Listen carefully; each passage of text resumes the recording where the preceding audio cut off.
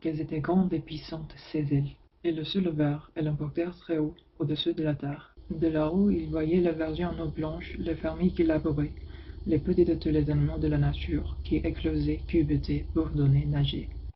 Et sur la tombe étaient trois cygnes, ces mêmes créatures magnifiques qu'il avait vues l'automne précédent, lui laissant une douleur au cœur. Quelque chose le poussait vers eux, et s'il faut de m'accueillir, puis semblant riant au moment où je voulais rejoindre, se demanda le petit canard. Mais il descendit d'un vol glissant, et se posa sur la tombe, le cœur battant.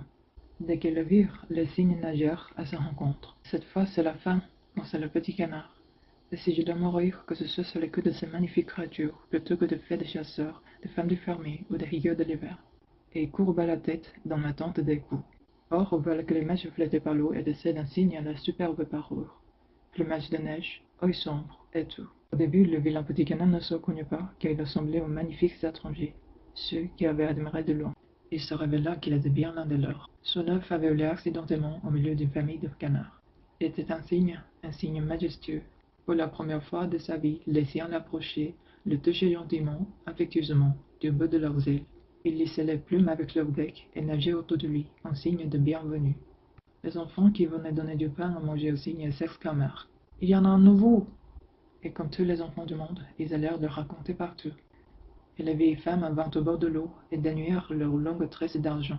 Et les jeunes gens mirent leurs mains en coupe, prirent un peu d'eau d'un verre profond, et en aspergèrent les jeunes filles, qui rougirent comme des pétales.